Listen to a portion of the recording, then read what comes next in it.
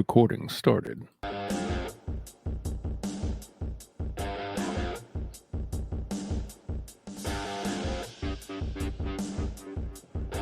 Broadcasting, the boisterous part of the fastest game in the world. So strap on your lids and lace them up, Rook.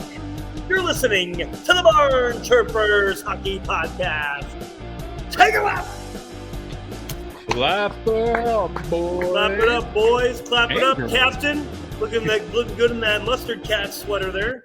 Yes, we've got lots to talk about with the mustard cats, but as well as the New Jersey Devils, the New York Islanders, and the New York Rangers. Yeah. We are the Barn Chirpers. You can follow us at Barn Chirpers Pod. Give us a follow, please. Talk S with us, chirp at us, tell us that we're great. We know we love that. Wherever you're listening to us or watching on the YouTubes, please hit that subscribe button. Give us a 5-star rating. We would love that. A quick little review. That'd be awesome. Also, go follow the Norfolk Admirals of the ECHL, new third-tier team to the Winnipeg Jets and the Manitoba Moose. Clap it up for that. Yeah. We're excited for that. We'll talk about that a little bit later on when we get a man up. Or maybe when we pull the goalie, either way. But listen, we thank you all for listening, watching, all that good stuff. If you could do all that stuff for us to help us go up the rankings in hockey podcasts, that would be great. We would appreciate it very much. Captain, take it away. So I was worried about what are we going to talk about, right? Because as hockey weeks go, it was kind of quiet this week. But it's a quick turnaround considering when we're talking right now. Spoilers, it's Tuesday, and we just talked on Thursday. So yes, very true. So very quick turnaround, and not a lot of news have come out. But let's get the first line out there because brand spanking new, the PWHL is hitting the airwaves. It's official. I think January is the draft. January 18th, I believe, was the date that got put out there. Draft and free agents for the new women's league, the PWHL. How are you feeling about it, Joe? You mean September? Oh, yeah. Sorry. September 18th is the draft. Yes. I don't know where January came from. That's okay. Because generally speaking, hockey season, like October to, May. So it would make sense. And I think this past January is when we were talking about the PWHL before this podcast started as well. So anyway, it doesn't matter. Because the season will start in January. That's why. That's why. Okay. Yeah. I just brought it up on ESPN from Greg Wishnitsky. Sorry if I butcher your name. But yeah, I'm just reading his article that the 6 inaugural franchises in a 24-game regular season that begins in January 2024. The American franchises will be Boston, Minneapolis, St. Paul, and New York City, followed by Montreal, Toronto, and Ottawa. So This is huge. This is huge news. I think so too. So I want to address a few things first because it looks like they're going all the same places that the PHF was, which was basically the predecessor to the NWHL. Mm-hmm.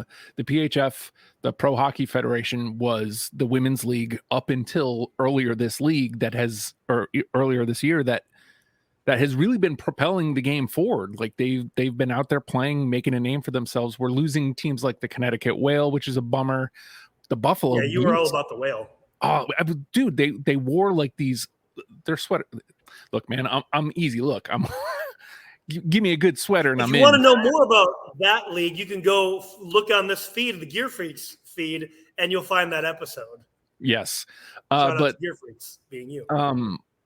We lose the Buffalo Buttes, but it sounds like Montreal just came into the PHF last year. They were the Montreal Force. And then Toronto, the Toronto Six, I believe, actually won the last Isabel Cup. And then, of course, Boston Pride, the Minnesota Whitecaps. So it sounds like the only place we're adding is Ottawa, which they didn't have a club in PHF. So maybe the same markets, because New York had the Metropolitan Riveters. So it sounds like we're going to the same markets. Maybe we're going to have the same club names. I will say, the fanfare for it is like a year late because Sarah Nurse was everywhere last year. And I gotta assume that she's in on this because I was wondering why she wasn't in the PHF, but I'm pretty sure she's part of the force behind this league. But this is huge because the women's game, I don't know if you've watched any of it. I did watch some PHF last season, and it's been on my radar for the last, I don't know, 2 or 3 since we started paying attention on Gear Freaks. But it's a lot of fun. I mean, first of all, hockey, like more hockey, yeah. I didn't end up watching, to answer your question. I didn't end up watching the PHF league, but I was paying attention when the last Winter Olympics for hockey. I watched a bunch of those games. So, I imagine some of those players will end up being in the PWHL as well. That is like my biggest worry and concern of the PHF dissolving, is obviously we lost a couple markets, which is a bummer.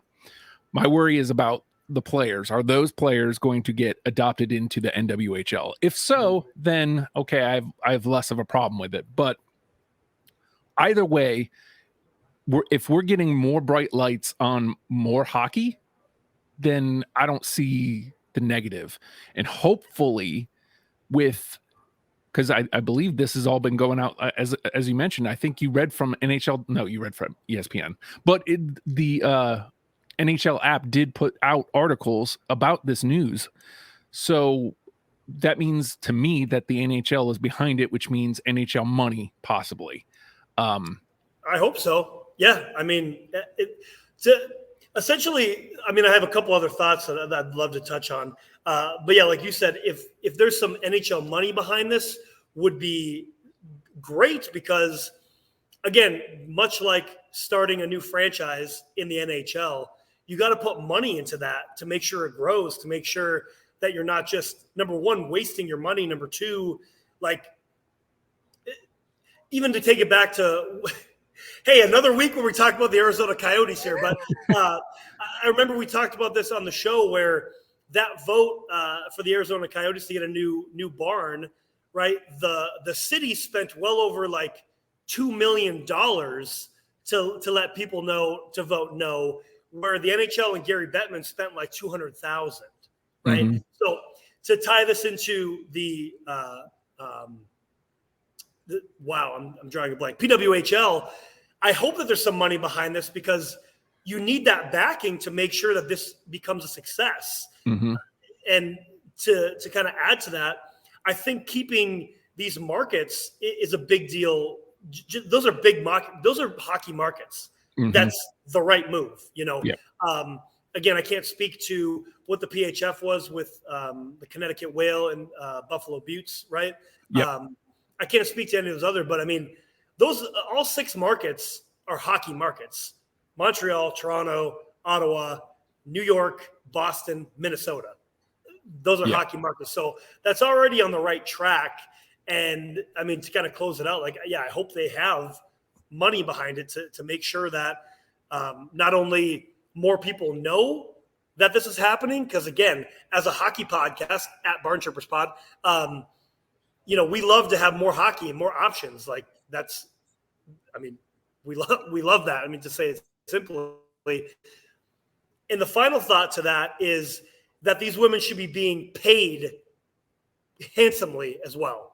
Yes. To play this game, because the guys are being paid handsomely to play a game. And we talked about this. I've talked about this and chirped at this for many, many weeks, but they should be being paid just like the guys are being paid to play this professional hockey game. Mm-hmm. And, so that's my thought. The thing is, and to tie it into last week's conversation, like a lot of these guys are getting these monster deals, Austin Matthews, cough, cough, cough, for being mediocre. And mediocre at best. Yeah.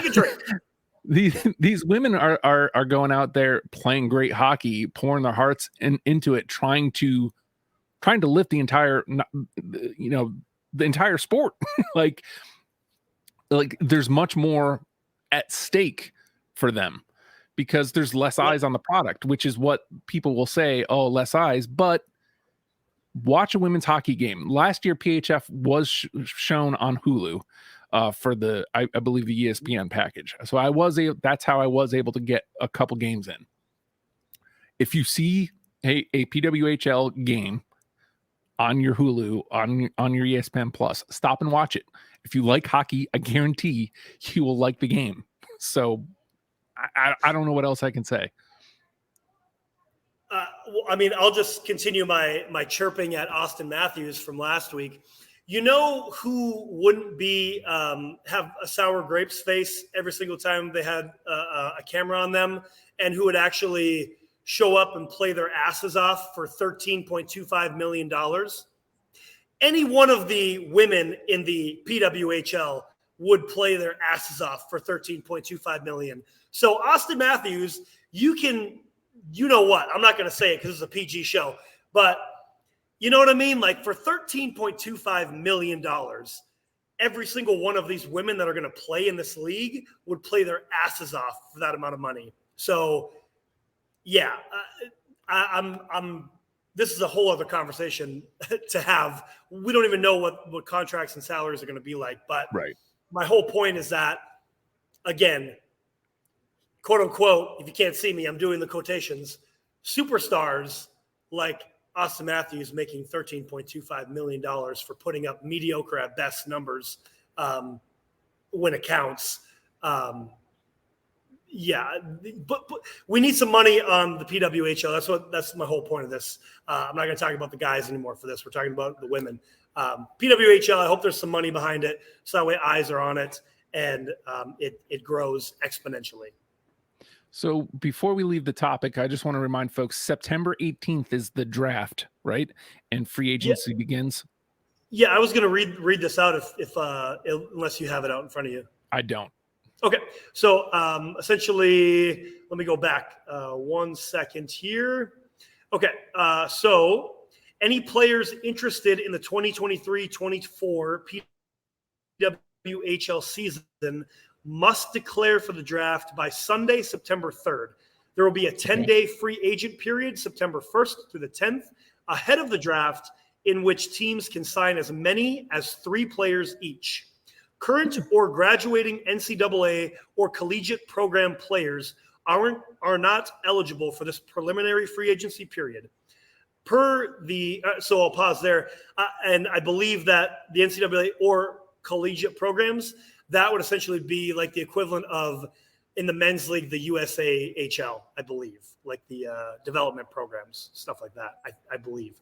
All right. And this last part, per the PWHL collective bargaining agreement, teams can have up to 20 players signed in advance of November's training camps.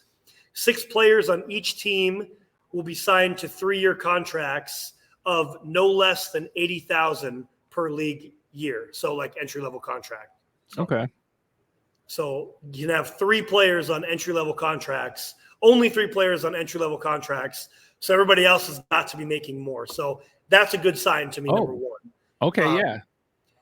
However, in the men's league, entry-level contracts are no less than like $750.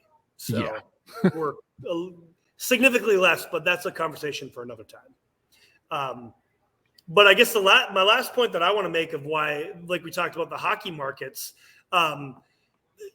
like not only big markets, but pretty easy travel as well. Mm-hmm. You know, there's only 6 teams, so 24 games, they're essentially kind of playing a round robin here, right? Right. So, you don't have to necessarily worry about travel across the country. So I think that's a good thing too. Like travel just sucks, So. Yeah. So hopefully it's a solid thing. Let's get some thing. Oh. Hey, there we are. Am I still there? Yeah, you fizzled out a little bit, but I got the gist. Perfect. It's basically a circle of travel. So, like in and out of New York, not bad. In and out of Boston, not bad. Toronto. You've got bigger cities, so travel in and out of there isn't bad. The furthest west we're going is Minnesota, but Yep. I think like it's like you guys can't see this unless you're watching on YouTube. It's like this. Yeah, it's like a curve. It's like a curve. Yeah, it's like a this to Ottawa. So. Yeah, it's no big deal. It's fine. It's good. It's good. So yeah, you pick the right markets, good hockey markets to stay in, and travel won't be so bad. It is nice to see that 80,000 will be the minimum. Again, there's a further conversation down the line for that, but I was worried that was going to be a maximum when you were saying that. I was about to like rip into it, but yeah. 80,000 at a minimum isn't great, but like at least there's that. So we'll go from there. Yeah, we'll go from there. Any further thoughts on this pro women's hockey league? I'm geeked for it, man. Yeah, I'm psyched for it. Again, more hockey. I'm always here for more hocky. So, that's right. Yeah. So we got to go up a man, right? I mean, this will be a lengthy power play, but I guess this is going to be more than 2 minutes. That's for sure.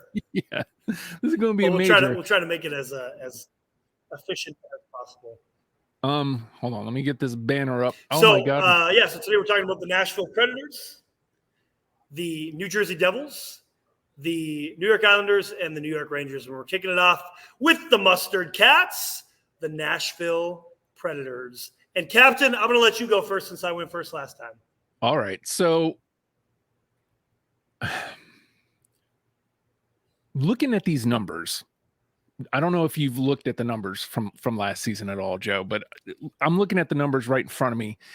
And, the three big names still remaining, like everybody else got sold. So you got Yossi, obviously, is your top point getter with 18 goals, 41 assists, 59 points. Not great. Not great. Duchesne followed behind him, 22 goals, 34 assists, 56 points. He's gone. Novak, 17 goals, 26 assists, 43 points. He's gone. And number 4 this is the guy I wanted to get to. Philip Forsberg, 19 goals, 23 assists, 42 points. Also really not great number, but he was hurt also. He was hurt, which I didn't realize he was hurt this much. He only played 50 games last year, Joe. Yeah, he was way out. He was out big time. Yeah, so. and even to that point, Yossi missed 15 games and was your top point getter with 59. So my question, would you rather get a whole season from Forsberg and double his points? Let's take him. That's too much.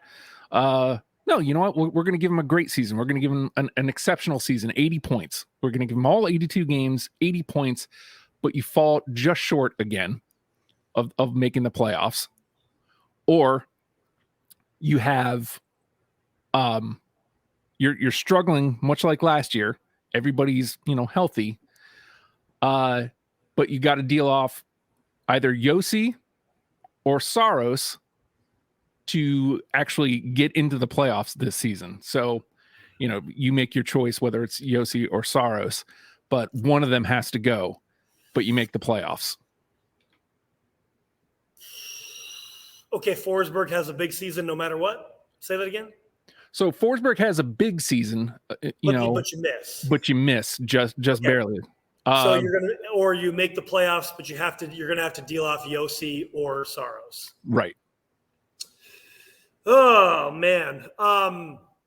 Okay. Well, I know what my question for you is going to be. So I'm kind of picking an answer that I wouldn't actually pick because otherwise I'm going to play my hand in what I'm going to ask you. Does that make sense? Okay.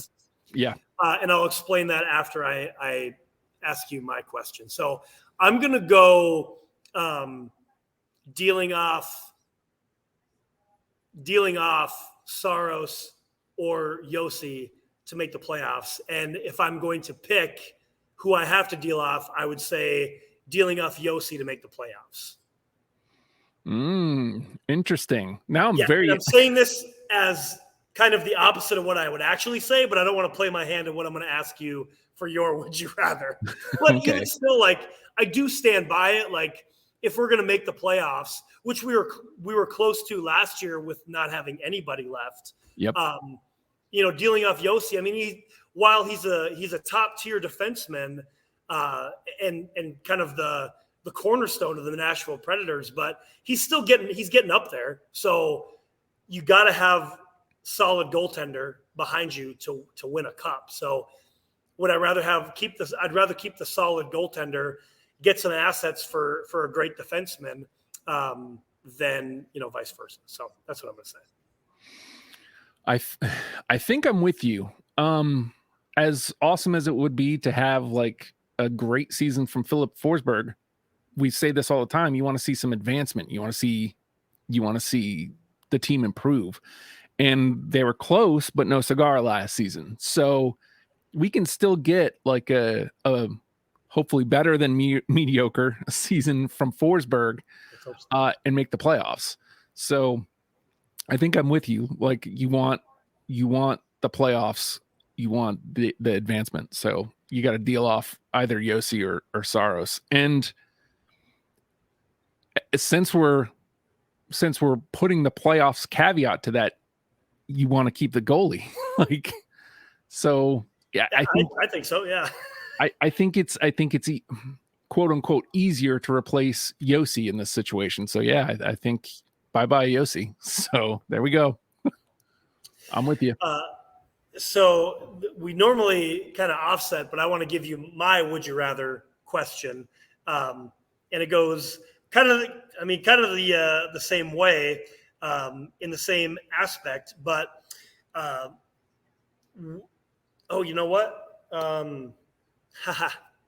This is actually for the Devils, so never mind. Can I take my answer? No, it's fine. It's fine. We'll keep my answer. I totally thought this was my Nashville question, but that's okay. That's okay. I got this. This is fun. I love doing this on the spot. On the spot. Okay. So over under, Justin, speaking of the Nashville Predators, since that's who we're talking about, Tyson Barrie came over in a trade with Edmonton at the trade deadline last year to the Nashville Predators. He played 24 games for the Cats, 3 goals, 9 assists, 12 points in total. 24 games. He's a defenseman. Like that's not too bad, right? Mm-hmm. So in his career, the most goals that he's achieved is 14, 2 years in a row, back when he played with Colorado in 17 through 19. So in 24 games, like I said, I'll say this again, 3 goals, 9 assists, 12 points. Over under, Justin, Tyson Barrie, we'll say he ends up being on PP1 as well. Over under, Justin, Tyson Barrie, 12 goals for the Nashville Predators next year. Huh. So if he's got power play 1. Let's just say that. I mean, normally that's Yossi, but let's just say he's PP1. Okay. Considering Yossi is getting older. Yeah. So are we saying, is Barrie and Yossi, is that top pairing there? Probably. No, I think that Barrie goes number 2, I believe. Okay. I believe. Because, well, actually, I'd have to look back at how the lineup was last year, but I feel like Barrie is number 2. Okay. I'm gonna go over just because 3 goals, 9 and it's just barely. I think 13. I think a full season, assuming he can stay on the ice, 4 times the goals of what he was able to do, like that says something is right in the system, right? Something is right with the chemistry as it was. So I think 13 at a full season sounds about right. So yeah, I'm gonna go with the over just barely. I think he can notch that. I think even though Nashville, we know, doesn't have a lot of pieces, but I mean, I think there's promise there, and he's a solid defenseman. So while he hasn't put up massive numbers, but you can always expect him to get at least 40 some points. So I'm gonna go with the over as well. I'm gonna say just barely as well. I'm going to say 18. I think you can get 18. Man, I don't have this year's club in front of me. I know Luke Shen was one of the big. That was what I was going to ask, was something about Shen, but I don't have his numbers in front of me. Hold on. I should have been doing that as you were answering. Now we know he started the season in Vancouver, got dealt to Toronto at the deadline, did not perform very well in Toronto, and look, he's going to be number 2 in. So let's see, 2022-23 season stats. This doesn't seem right. 4 goals, 18 assists, 22 points.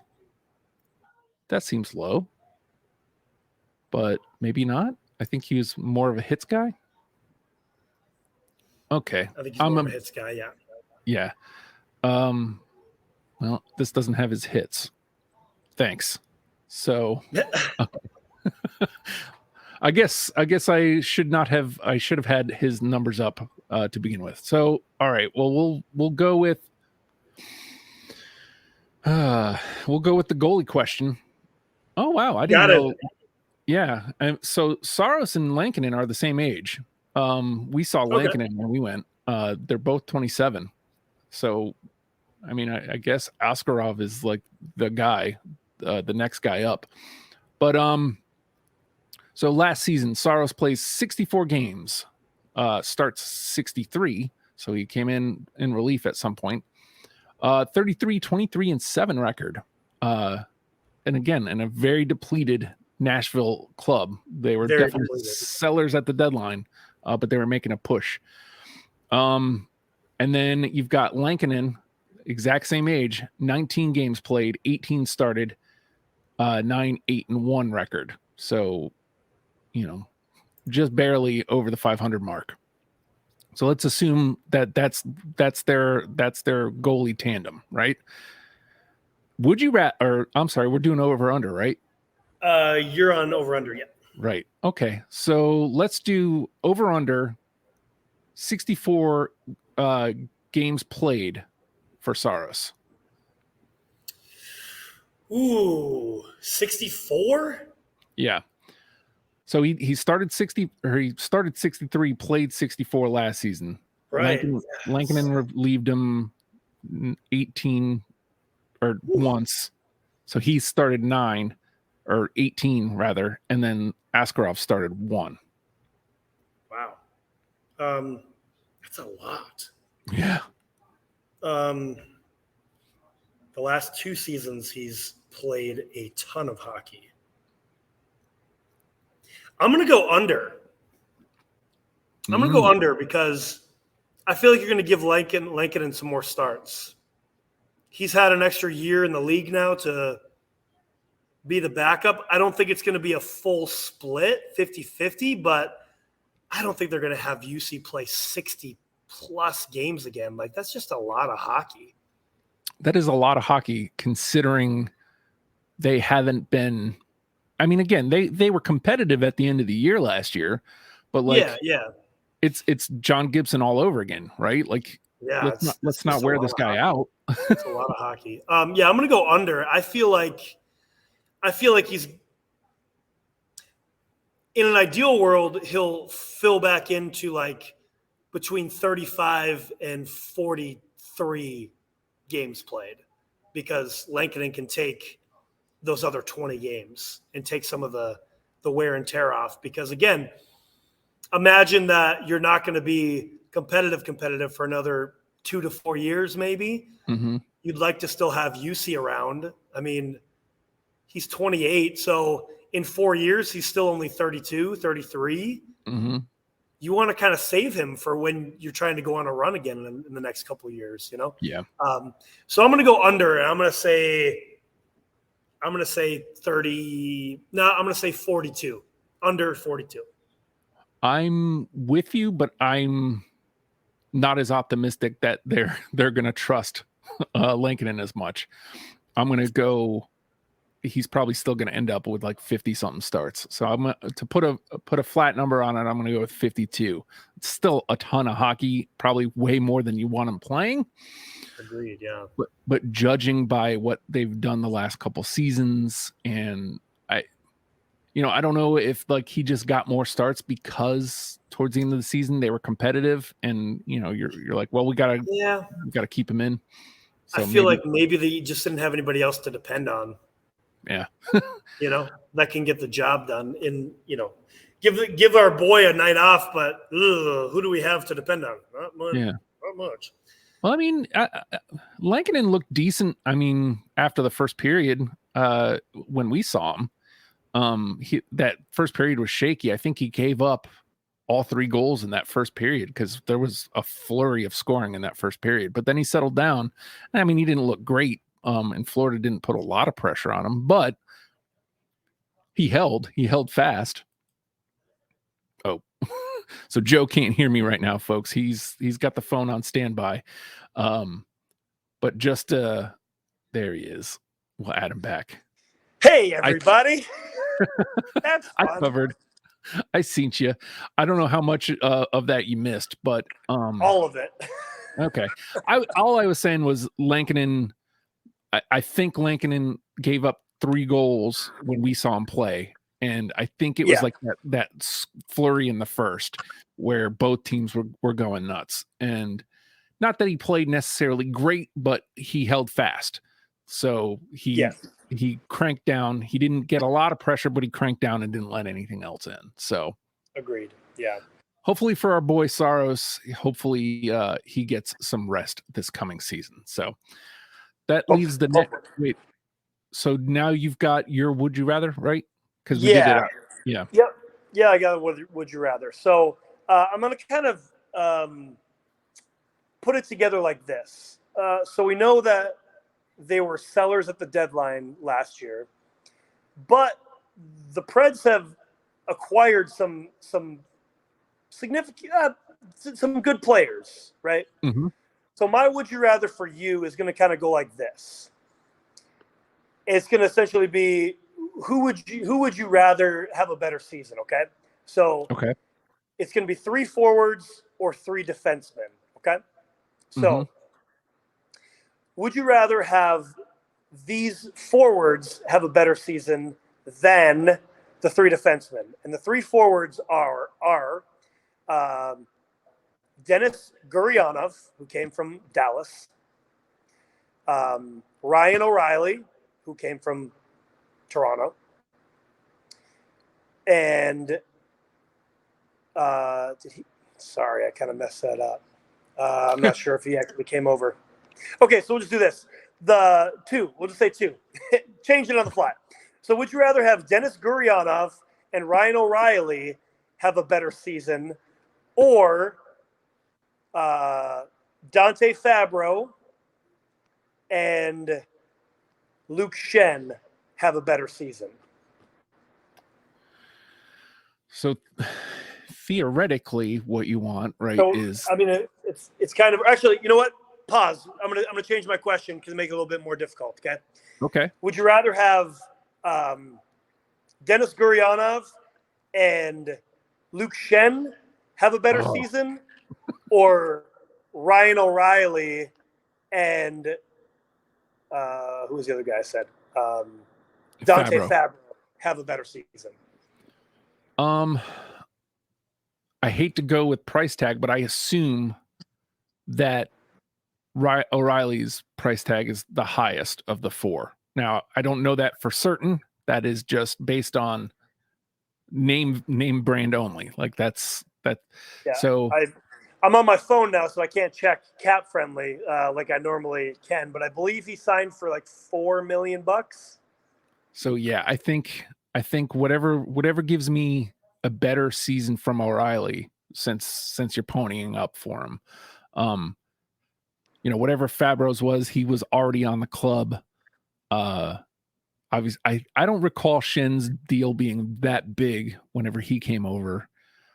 So I guess like the outlier there is Gurianov, whatever he signed for. But my gut says O'Reilly is probably making the most money, so I want the best season from him. That's fair. Yeah, I mean, I would have to agree. I mean, I feel like I'd rather have Ryan O'Reilly because he's Mr. Clutch. So if he has a good season, then he's winning some games when it counts. So Yep. yeah. All right. That puts the Mustard Cats in our rear view and Bringing gets us up your boys, my boy. New Jersey Devils. I know you've been waiting forever to talk about this. I'm going to go with an easy ass over under because it's like it's the low hanging fruit, but it also I think our season depends on it. So I'm going to go with an over under here. Let me look at the exacts here from last season's stats. My man's Jack Hughes last season, 21 years old, 78. So he missed 4 games, 43 goals, 56 assists, 99 points. Joseph. Over under 112 points for my guy, Jackie Hughes. Wow. Next. I was expecting you to say like 105. 112. I mean, I do think he's going to get over 100. I got to go with the under just because this is assuming he's going to play a full season, which I hope he does. Right. I just think 112 is a lot. So I'm going under, but not that much. I'm going to say 106. Yeah, I'm with you. Like I'm optimistic that he plays. If he plays all 82 games, I don't think it's out of the question because what is that? Like it's 13 points in 4 games, depending, you get a couple games where you're running up the score. Yeah. I mean, and really that is just like 1.5 points per game average. So right. You get a couple multiple point games, no big deal. I mean, Connor McDavid does it every 3rd game. So yeah. But just 112 seems like a lot. It does. And I think the easier question that I was initially going to go with is, does he break 100? But like, I feel like that to me, that feels no brainery. I feel like he at least gets up to 102 this season. So, I'm going to go with the under as well. And I'm going to go just to have a different number than you, 104. Okay. All right. Justin, real simple here. Mm-hmm. Would you rather the New Jersey Devils have a Boston Bruins type year like last year? President's Trophy, doesn't necessarily have to be record breaking, but President's Trophy, unbeatable, but you get bounced in the first round? Or would you rather miss the playoffs this year, not because you didn't have enough points, but because of a tiebreaker? So you lost to the team right above you. Or excuse me, actually, I'm sorry. The new tiebreaker. The tiebreaker now is the goals, the differential. The tiebreaker goes to the higher goal differential. So you miss the playoffs by the tiebreaker of goals scored. And let's say you have 1 less goal scored. So would you rather have a President's Trophy type season but get bounced in the first round, or you miss the playoffs entirely by simply 1 goal as the tiebreaker why you didn't get in? Well, we always want progression. And I also want to say, and who the team that gets in over you guys is the Rags. Oh, come on. So that just made this easy. So give me the President's Trophy. We were almost there last season. I mean, there was like I think early December where the boys stunk it up for a minute, couldn't get it together. And then there was like a fade towards the end of the season. But a couple of those wins, and if Boston wasn't so nutso last year, and last season was like a record-breaking season for the Devils, they just happened to, like, Carolina was just barely better than them, and of course Boston was Boston last season. Right. You never want to get bounced in the first round, especially after a President's Cup. But if you look at the history of it, it happened to Tampa a couple seasons ago. They come back and win the Cup the next year. It happened to Florida 2 seasons ago. They were in the Cup this year. Give me playoffs, especially. I don't want to see the Rags. Period. I don't want the Rags in the playoffs at all. So that little caveat makes it easy. Give me the Devils getting bounced in the first round. It sucks, but at least the Rags didn't make it. Yeah, I mean, I don't necessarily have a true dog in the fight. And I just threw in the Rags in there just for S's and G's. That wasn't really a true question. I'm actually going to go with the heartbreaking lose by a tiebreaker, because I just think it's embarrassing to win the President's Trophy and then you get bounced.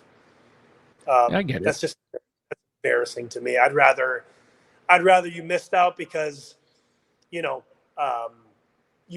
could, if you would have had one more goal, that could have been like one game or 2 games in the season where you went to overtime, and you lost because you couldn't score one goal. You know what I mean? Like, I feel like that fuels the fire more than getting bounced in the first round after winning the President's Trophy. That's just embarrassing to me, which any Bruins fan out there, you should be embarrassed still.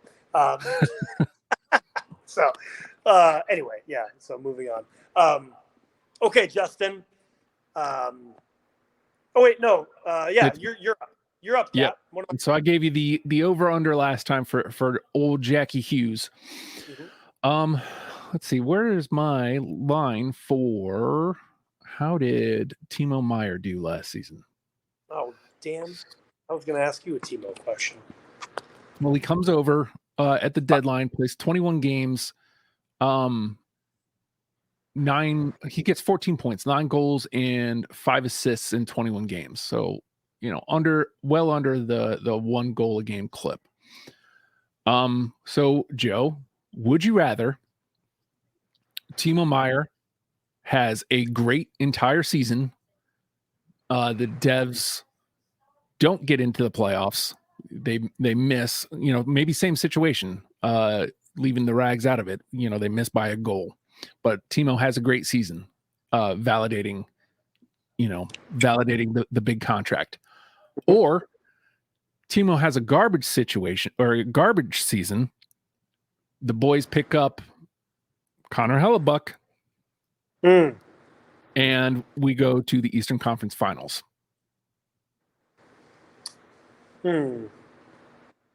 Well, I actually think they're both enticing, but if the Devs picked up Connor Hellebuck, that's more than likely just a rental, and you're not winning a cup because of it. So I would rather Timo time be a thing, because you just paid this guy, $8 million? So I'd rather that happen than, essentially you can forgive him coming over at the trade deadline last year, because that's moving, and we've talked about that. That's a tough way to settle into a team that's on a playoff hunt. So he needs to have a big season this year. I'd rather that happen than have a rental that you're not going to win a cup anyway, and he plummets. I don't want to see that. Yeah, I'm with you. Because the payout to get Hellebuck is the thing that I'm worried about. What are we dealing to get him back? And chances are it is a rental. Unless he comes over in a deal and they win the cup, and then you can convince him to take a team friendly deal. He wants out of Winnipeg because essentially he's looking at least $9 million, which is the conversation, for goalies, getting those huge contracts, it doesn't usually work out well. So Yeah, I think what I want to see is Timo time be huge. And as much as it would suck, let's roll with Vanny and Schmid this season. And it would suck to miss the playoffs, but let me see Timo Meyer, what we're getting for the next, what did he sign for? 8 years? I think it was 8 by 8. Yeah. So let's see what we're getting for the next 7 after this year. So give me a good season from Timo. I agree. Okay, normally this would be where we'd go to a goalie question, but I'm not going to give you a goalie question, Justin. Tyler Toffoli came over from the Calgary Flames in free agency, and New Jersey signed Tyler Toffoli. Last year in Calgary, he attained 73 points, 34 goals, 39 assists, played all 82 games. He pretty much always plays a full season other than the shortened season. Yeah, I'm looking at it. And a trade happened there. Yeah, he pretty much always plays a full season. So we're just going to go the points route. Looking at his stats, the most that he has scored in a season. Give me 1 second to do some math in my head. You know how fun that is for him. Okay. So last season he scored his career high, 73 points. So on the New Jersey Devils now, Justin, your boys, let's say he plays the full season, 82 games, over or under, because he's probably going to slot in on that first line. Right. Probably. With Nico. Yeah. Probably. I would venture to guess. Over or under, Justin, 40 goals for Tyler Toffoli. I'm sorry. Okay.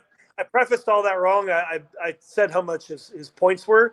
His career high last year was also 34 goals. So he got his career high of 34 goals last year. So I'm sorry. I apologize. Over or under 40 goals for Tyler Toffoli. So we could be looking at, so just for a second, that top line could be Toffoli, Nico, and Merc Dog, because Mercer was playing a lot with Nico last season. Man, I like that a lot. Let's see. So Nico had 49 assists last year. He missed 1 game, 80 points. Second line is what? Jack, Timo. 40 goals. Oh man. I feel like it's going to be going around, which could play against him. You know what? I'm going to go ultra positivity, whether this is what I really think or not. I'm going to go ultra positive. I'm going to go with the over just barely. I'm going to give him 41 this season. Nice. Okay. Positivity. I love the positivity. If we could on this show, I would say push, but we can't do that. I made up that rule, so I'm punishing myself on that. So I'm going with technically I'm saying push, but I'm going to go with the under just slightly. I'm going to say 38 goals. But really, I do think he's going to score 40. I love Tyler Toffoli. I think he's an amazing player. He's always there. He's always in the picture, always in the mix. So I hope he scores more than that. I'm going under, but only because we can't push. I'm going to say 38. Yeah, I think ultimately, I mean, I know it went to over because of positivity, but ultimately I do think there's a lot of pucks that have got to go around in that top 6. So, I mean, he may end up with more points because he may get more assists, but yeah. I mean, I was just looking at the lineup, like, because he's a right wing and a right shot, but you could put him on the left wing too. So that changes up the lineup as well. Like, where does Timo slot in? There's so many options with this team, which is a great problem to have, but what the actual lineup is going to be interesting because, also, I believe, hold on, we are just talking and making noise. So like Timo time is a right wing and he shoots left, but again, you could slot him on the left wing too. So there's a lot of again, the lineup is going to be interesting because you got guys that are opposite shot playing the opposite wing, you could flip that around, and like there's so many options. So many options. All right, so that leaves the boys in the dust, I believe, right? We're done. That's it with the Devils. Moving on to the most boring team to ever lace them up, and that is the New York Islanders. And if you're an Islanders fan, come at me, bro. At Barn Chirpers Pod. And just a side note, I have actually been punched in the face in real life, so I know what it's like to be punched in the face. And I've also punched people in the face. So come at me, chirp at me, at Barn Chirpers Pod. I just had to say that. But anyway, honestly, like, the Islanders are so boring, everybody. Come on. If you've ever watched an Islanders game, we talked about this with Carolina in the playoffs. Like, oh, my God, what a snooze fest. Yeah. Jeez. Could they not be fun. in the league? Ugh. I know they won cups and stuff, but, dude, so boring. I'm very happy for my Isles fan friends. They don't offend me in their existence like the Rags do, but dude, it is a very, very boring hockey game when you watch the Isles play, for sure. I do like the color scheme though. There's something about that blue and orange. I do enjoy that color setup. So I'm gonna start with the goalie question this time. So Sorokin is, he's been the glue, right? 62 games played last season, Joe. 60 started, 31, 22, and 7 record. They made the playoffs, obviously. I don't think they necessarily eked in, but they got in. 27 years old, this Ilya Sorokin. So I'm going to go simple. Over under 62 games played for Sorokin. Is he going to have that kind of workload again, you think?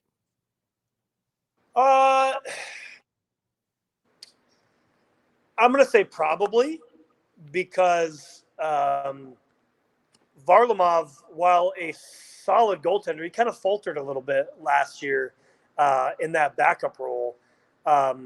Essentially, I'm looking at his stats. He played 23 games, was 22, 11, and 9. So really 22 and 20, which is not great.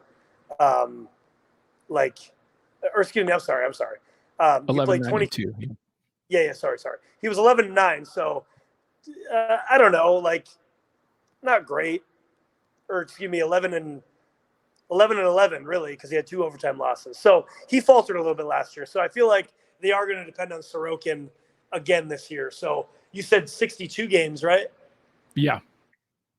Yeah, I'm going to say over probably. He's probably going to play 65. And Varlamov is going to play 15, probably.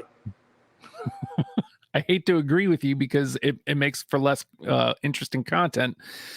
But, I mean, I feel like they're going to depend on him to win. I don't Varlamov is, he's not that old, but he's 35. That's pretty old in NHL player, so. Yeah. Oh, and, again, I hate to agree, but they're middle of the pack. I don't think they got worse, but I also don't think they got better. So they're going to be right there in the mix again, which means they're probably going to rely on them even more this year to stay in the mix. So 65 does not seem out of the question. So I'm going to go with the over as well. And to put a different number on it, I'll go 66. Just really running the gas on that guy. Okay. I don't even know what I want to ask with this team, to be honest. Okay. Would you rather? So a guy that's been on the team forever is Matthew Barzal. Mm-hmm. And he has only played. So that's a shortened season. Okay, so not counting the shortened season, his rookie year was 2016-17, but he only played 2 games there. So he's only played 2 full seasons since 2017, Justin, not counting the short season. Technically 3, but we're not counting that. So he's played 2 82-game seasons, right? And when he did play a full season that first year, he scored 85 points. Okay, so he has had it in him. So would you rather Matthew Barzal plays a full season, and let's just say he gets close to 100 points, and you eke into that number 7 spot again of the wild card, or a guy that came over from Vancouver 2 seasons ago in Bo Horvat. Okay, he played 30 games last season, so he was hurt. He had 7 goals, 9 assists, and 16 points in 30 games. So would you rather Matthew Barzal plays a full season, gets you close to 100 points, and you eke into that 7 spot again, wild card? So he had a good season. Or would you rather Bo Horvat plays the full season, but you miss the playoffs entirely? And I'm just going to put it at that because, and we'll caveat it with Bo Horvat, before he came over from Vancouver, was touted as like the guy. You got to get this guy. This guy is a superstar. He wants out of Vancouver, and any team would be lucky to have this player. If you remember those conversations a couple years ago, it was a big deal when he went there.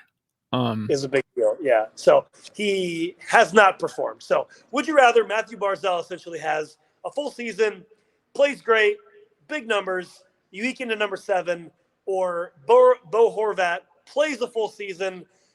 Let's just not really put any actual numbers on it. Let's just say he has a great season and it's a full season he plays, but you miss.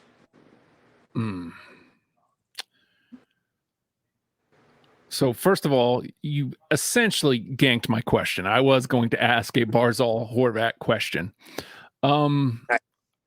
Wasn't exactly this, but my gut is saying Barzal.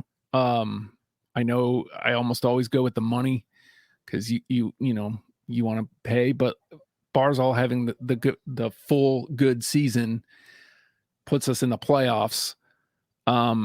He's a couple years younger. I think Horvat, his name still has buzz, so like you might be able to flip him still. Yeah. So my gut is going, give me the good season with Barzal and let's eke in at 7 as opposed to missing the playoffs with a good season from Horvat. Woof. I don't like that answer, but that's what I'm going. It's final. Yeah, no, I agree because, again, take a drink, everybody, because I'm about to say the magic word. Mediocre at best players. Bo Horvat. Like, you don't excite me at all when I hear the name Bo Horvat. You know what I think? Paid a lot of money to put up a terrible performance. You're not a superstar. You weren't a superstar in Vancouver. You're not a superstar now in the Isle. You will never be a superstar. So you know what I would say after that? It would be very explicit. I'm not going to say that, though, because it's a show. So I'm going to go with Barzal having a big season, and you eke in at number 7 again. I will say this, though. Horvat's Isle sweater is pretty, and he wears the number 14. I love the way it looks. So, like, if I was to get an Isle sweater, probably him. If we're talking gear free, I love the blue and orange setup. I enjoy that color scheme. That's about all I enjoy about the New York Islanders. About it. All right. So I think I'm going to go along the same lines, different names here. Brock Nelson. Just to provide some substance for what I just said about Bo Horvat, his biggest season is 61 points. Okay, 61 points. That's all I'm saying. So moving on. Brock Nelson's the Isles' top point getter last season. Played all 82, 36 goals, 39 assists for 75 points. Not a bad season, right? Not a bad season. Barzal right behind him. I say right behind him, but quite the drop off because he missed so much time. 14 goals, 37 assists, 51 points. Then everybody's kind of clustered there until Parisi, 38 years old, plays all 82 games, 21 goals, 13 assists, 34 points, kind of surprising. And right behind him, Kyle Palmieri, 16 goals, 17 assists, 33 points.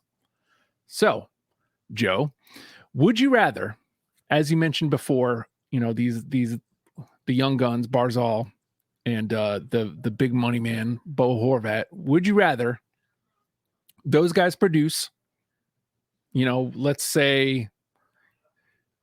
give them similar numbers. Let's give them a bump up. They both give you about 60 points, those guys. Or would you rather somehow going on 39 here and Palmieri 32, who I believe they did just re-sign or extend, have them double up their point production up to 60? I'm going to make it as simple as that. No extra caveats. Would you rather Barzal bumps up to 60 points and you get a 60-point season from Horvat, or these older lads, Parisi and Palmieri, give you 60? Ugh. Well, it would be something if those older guys could, and once again, Bo Horvat shows how mediocre at best he is. Take a drink. That would be hilarious to me. But I'm going to go with the first. It would be great if Barzal could double up, and it'd be great if Horvat could hit at least 60 points. That'd be great. Yeah, I'm going to go with that. Yeah, I figured that one was a little easier. Like, give me the big money guys. But but what's funny about that, sorry to interrupt you, I do that sometimes, and I do apologize. I didn't mean to cut you off. But the point being is, like, I picked that because it's so, a long shot, truly. If you look at the numbers of both of their past seasons, like, it's such a long shot that it would actually happen. It seems so easy, but it's such a long shot for it to actually happen. Like, yes, give me that. There's more opportunity and chance of the older guys doing it because than Bo Horvat ever getting 60 points again. True. Like, honestly, I mean, look at the history. So he's either going to be injured or just sourpuss like Austin Matthews. There's another chirp for you. Take a drink. Yep. Or a Hulkster shot. Either way. Yeah. All right. So that's my would you rather. All right. Okay. All right. This is fun. Okay. I'm going to go with something. I'm going to pick a guy that never really gets mentioned. He's a younger guy, 23 years old. Oliver Wahlstrom plays the right wing.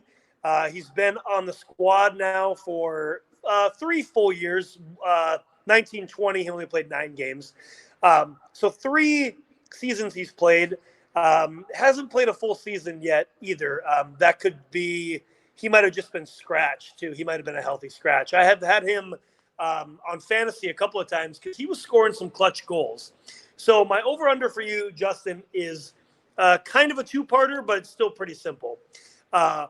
Over-under, excuse me, I'm sorry, I got to preface this. He played 35 games last year, 7 goals, 9 assists, 16 points. The season prior to that, he played 73 games, 13 goals, 11 assists, and 24 points. So with more opportunity, he can produce. So this is kind of a 2-part over-under, but I feel like it all makes sense. So over-under, 50 games played, 25 points. Well,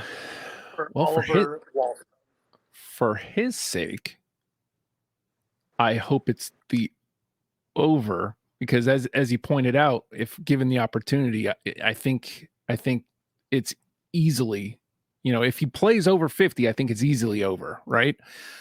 Agreed. So that's the caveat. Does he get those 15 extra games this season? I think I'm going to stick with the over, though. I think he's going to play something like 51, 52. Your man's Bo Horvat. had the same production in 5 less games last season. Actually, it mirrored 30 games, seven goals, 9 assists. Literally the exact same. And he's a superstar. Yeah. So I'm going to go with the over. I'm going to go, he plays, let's give him like 52 games. And what was the point? 24? 25. So 25. he would get his best point production of his career. So I'm going to put him squarely at 30 points in 50. What did I say? 52 games? 52 games, 30 points. Yeah. I think that's very possible. I'm going to go with the over as well. I think, again, I feel like I'm going to say 50. How many games did you say? 55? I said 52. Oh, 52. Okay. I'm going to go 55 games, and I'm going to go with Price is Right you and say 32 points. But it's possible. Shoot, what's math? I can't math that in my head. But what's hold on. Divided by 13. So in the season before, every 5 games he scored a goal with 73 games played. So yeah, you give him, he had 7 and 35. So that's basically the same setup there. Every 5 games he scored a goal. So he's good. Every 5 games he's going to score a goal. So yeah, give him 15 more games 20 more games. Easy peasy. Yeah. So that's what, 4 more goals and who knows how many more assists. So yeah. So very possible. Okay. Very possible. All right, man. God, I hate being that guy, but the New York Rangers, here we are, the Rags. Here we are. Sure love talking about. I don't actually hate them as much as you do. I just think it's funny to chirp at them, which is what we do here at Barn Chirpers. At Barn Chirpers Pod, if you didn't know, find us on all streaming platforms. Wherever you're listening to us, like, subscribe, give us a little review. That'd be great. Thank you so much. Captain, take it back away. All right, so I'm going to go with the simple question here because both you and I, we've had this discussion. I don't think the Rangers got any better. And in fact, they probably have gotten worse. How much worse is the question, which brings me to last season. They went 47, 22, and 13 for 107 points. They finished 3rd in the Metro. Joe, over or under 107 points for the Rangers next season? I'm going under. I'm going to say 98 points. I mean, Shesterkin faltered last year compared to his Vezina winning trophy season the season before. He faltered, even though he ended up with one more win last year. I get that, but he struggled more. He went from a 2.07 to 2.48. That's a big jump. So yeah, while he still won an extra game, I get that he had one more win, but he also had 4 more overtime losses. So, you know what I mean? Like, that's a big change from 207 to 248. And not only that, guys like Chris Kreider had an amazing random season, and then he went back to where he normally was, right? Same thing with Panarin. Same thing with Zibanejad. These guys, I don't think they're going to have a great season. I mean, they're still going to make the playoffs probably. 98. I mean, it is the East, so hard to say exactly. They might get into a wild card, but I don't think they're going to have as great of a season. I'm going to say 98 points. That might also just be wishful thinking too. Very possible. I'm with you though. I honestly think that the loss to the Devs in the first round last season, the in 7 games, I think it was a lot more crushing than maybe anyone's letting on. Obviously, they hit the panic switch. They dropped Gallant and they hired a new coach. They let some guys go. They didn't go in full sell mode or anything, so they're not in rebuilding, but they think something was wrong. And they want to try to fix it. Yeah. That's the other thing too. You change the whole environment, like we talked about last week with the Arizona Coyotes. Another mention of the Arizona Coyotes. Whole system, you know. Yeah. So, and you know, pair that up with some other teams getting better. I think that spells for a couple more losses at least for the Rags. I'm with you. I don't think it's like a free fall this year. So I'm only going to take 7 points away from them. I'm going to go at a flat 100. Yeah, I think I like that. I'm going to go with the under at 100.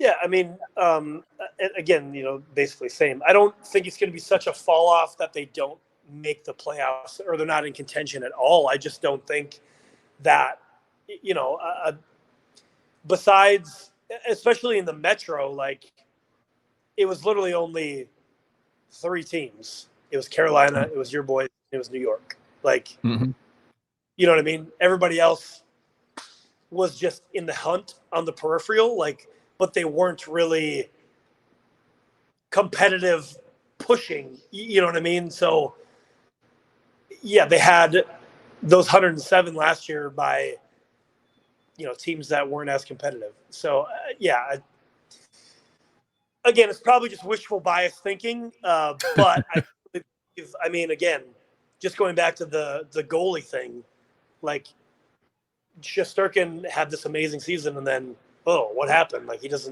seems like a regular goalie. Again, still a quality goaltender, but yeah, so I feel like there's another drop off going to be happening. So there's that. So Justin, as we know, Alexis Lafreniere just re-signed with the Rags for whatever reason. They also signed Capo Caco last offseason to a 2-year contract. So 2 guys that haven't shown up as they've been touted to do. And in fairness, to be fair, have they been given opportunities to perform? Maybe not. I haven't really paid much attention truly to the Rangers. So maybe they haven't been given those opportunities to perform. But I'll also say with whatever opportunity you're given, you should take full advantage of said opportunity is what I'm going to say. So real simple, Justin, would you rather Capo Caco have a breakout season who is signed for another year essentially? Or would you rather Lafreniere have a breakout season who's signed to another 4 years? I'm going with Laffy, because he's a number 1 pick. He's signed longer. I think you want to see it. Like, let's see it happen, man. Let's show up, dude. So obviously, as you mentioned, you cough up the money for Caco, but like, just Caco was drafted in 19 as the 2nd pick. Lafreniere 2020 as the 1st pick. Just so everybody's aware. Okay, so like it's mirror, but you have Laffy signed longer.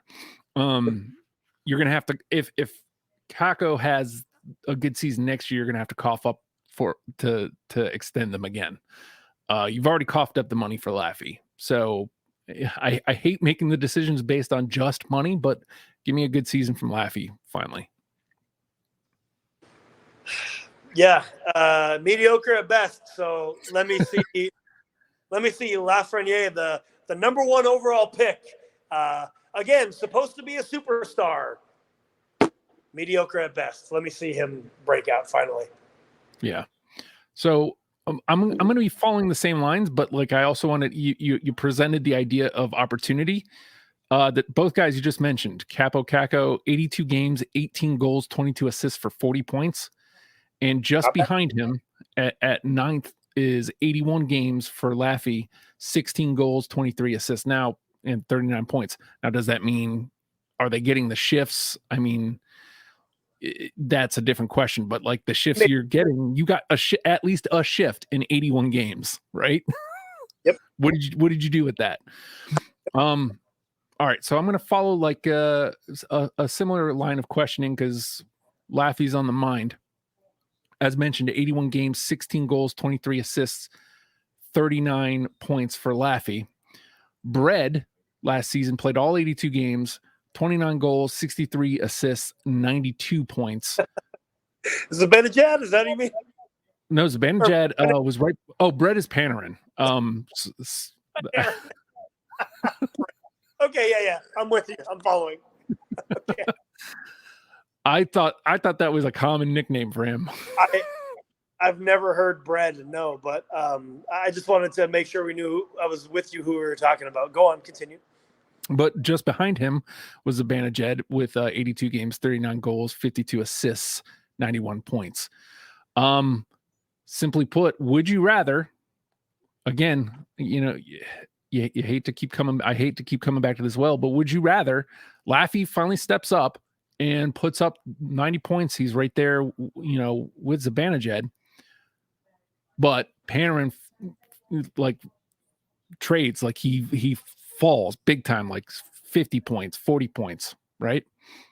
Or would you rather it stay put and Panarin and Zibanejad are your top point getters again? Yeah,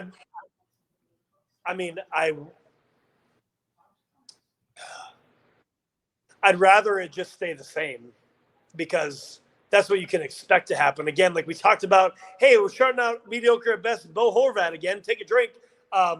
It's such a long shot that Laffy is actually going to produce like that and make that, right? It's such a long shot for it to actually happen. So I'm not going to pick it. Yeah, would I like it to happen? Sure. But in the case of this question, just give me what has always happened because at least then you're going to make the playoffs. If the other happened, you may miss entirely, truly. So just give me what has always happened because you can count on guys like Panarin and Zibanejad. Yeah, you can't count. Yeah, you can't count on Laffy. But I mean, I imagine with a fallback that far, Bread's probably hurt too, right? Like because he would have to miss time to falter, back to 40, 50 points at this point, I would guess. Yeah, no, he's actually a superstar, unlike Bo Horvat. I'm just chirping the heck out of Bo Horvat today. And I do mean it also. But yeah, I mean, Panarin's an actual superstar. So for him to miss time is the only reason why he's going to falter like that. Like, he's going to find a way if he's playing. So, which is what a superstar does. That's right. If anybody didn't know that. So, yeah, he would have to have an injury to not produce. So that would be bad times. Again, it makes for less interesting content, I'm sure, when we agree. But I agree. As much as you want to see the guy come up, you can't count on that. So I would rather give me the guys that have already done it again. So there we go. Agreed. Yeah, it's not great content when we just agree with each other. But that's fine. It's okay. So I need to ask you an over-under, right?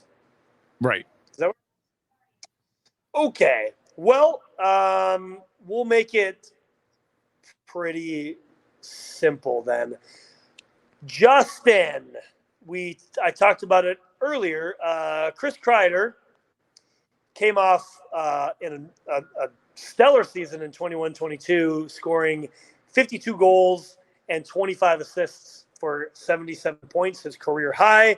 He followed that up last year with a pretty, I would say, massive drop-off, 36 goals, 18 assists, 54 points.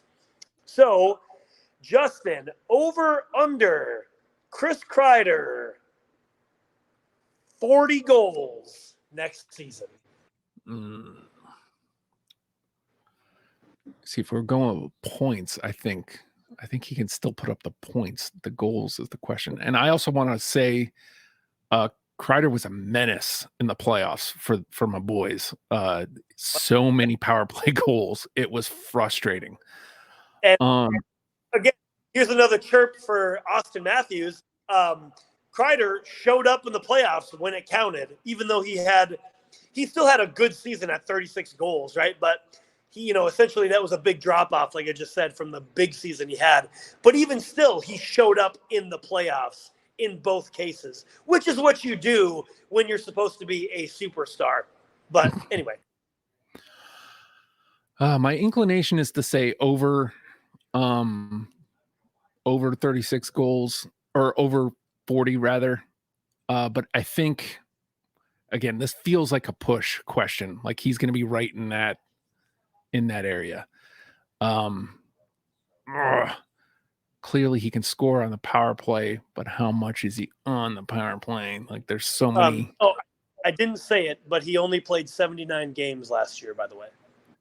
So he missed 3 games. Yes. 3 games for 4 goals. I hate to do it. Maybe part of this is wishful thinking. I'm going to go with the under. I'm going to go. He gets over last year's output of 36, but under the 40 that you're saying. I'm going to give him 38. I'm going to give him 2 more goals this year. Okay. Just for the sake of disagreeing, I'm going to say that he gets over, but not by much. I'm going to say 44. I think he finds a rhythm again, and I think he is a big producer for the Rangers when it's literally him, Panarin, and Zibanejad to depend on. I think he's going to show up. I think he's going to get 44. So I'm going to say over 44. All right. Like I said, I think my rag hatred may have sullied my bit of the conversation here. I mean, again, I'm also just disagreeing with you for some disagreement and some disagreement content. Yeah, so that's really kind of where that goes. But anyway. All right. So I don't know what do we need to pull the goalie? Yeah, I think we got a quick couple things to try to put it in the empty net there. Yeah. Did you send him over to the gimmick, or do you got him in front of you? I don't, because my computer died, but I can say it off of memory that we talked about it on the top of the show. That's right. Norfolk Admirals are now the affiliate of the Winnipeg Jets, which I think is a pretty big thing, truly. I mean, they have been the farm system for the Carolina Hurricanes. So, essentially, like, teams get bought and sold all the time with ownership of stuff and affiliates. So it happens a lot. I think they were Carolina's affiliate team for 3 or 4 seasons. I forget exactly. Before that was Arizona. And then before that was Tampa Bay when they were good. Yeah. The Admirals, that is. They've had a few seasons where they've had some falter, but I feel like they're on the way up, truly. I mean, they had a pretty decent season last year in the ECHL. So, yeah, and they're also the feeder system for the AHL Manitoba Moose. So I think I like the change in the sense of, like, you have a new crop of players that are going to be coming down and playing in Norfolk too because of the new system change. So that's pretty cool. I'm into that. I think that's good for the Admirals. I think it's good as well for the Moose, and it's going to be good for the Jets eventually too. You just get new players in the system. Yeah, change is good. So I'm here for it. Yeah, I'm excited. So I'm into it. You hear that, Norfolk Admirals? We're excited for your season. Let me point at the actual camera. There we go. So everybody listening, give the Norfolk Admirals a follow. Let them know that we sent you, because we want to talk hockey with them and talk about the Norfolk Admirals more. The other thing that I would like to touch on, our boy, the Seattle Kraken, Jonas Donskoy, announces his retirement from professional hockey at only the age of 31. Not sure. I'm not going to speculate because it's none of my business, none of our business, of why he's retiring. But seems like a pretty quick and short career for Donskoy. I feel like, from what I saw of him, I mean, he played for the Avalanche. He came over in the expansion draft. I think he's an underrated player. I don't have his stats right in front of me because, obviously I'm on my phone and everything. My computer died. But underrated player. I had him on fantasy for a little while. he would score some clutch goals every now and then. So, yes, sad to see him go. Like you said, it's none of our business the why, but like I hope it's for just. I hope it is for a better quality of life, like not anything major. Like I hope it's just, hey man, my head's not in it anymore, and I don't want to do it anymore. Hopefully it's as simple as that. Could be that too. I mean, I'm just looking at it on the Google machine right now. He played 7 seasons in the NHL. I do think that anytime that you can make the call yourself, no matter what field you're talking about, like you're making the decision to retire, I think is always a solid route. You know, like your body isn't making the choice for you, or like a medical reason isn't making the choice for you, right? But just a real quick stats: 474 games played in the NHL, 80 goals, 128 assists for 208 points, and plus 25 in his career. So, that's a pretty solid presence. Yeah. 1, 2, 3, 4 seasons in San Jose, 2 seasons in Colorado, and then just the 1 season in Seattle for the Kraken.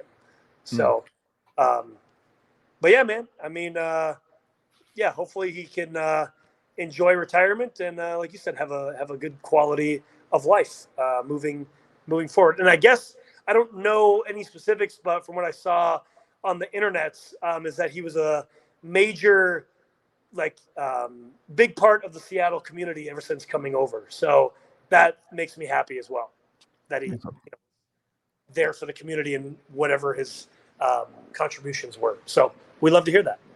That's right. All right, Joe. I think that does it for us, right? Yeah, I think it does. I mean, next week is going to be another, of course, a Would You Rather and an Over Under. And we will be talking about, I hope Corey can make this one, because we're talking about the Ottawa Senators, the Philadelphia Flyers, the Pittsburgh Penguins, and the San Jose Sharks. Like 4 teams that we seem to talk about a lot. That's true.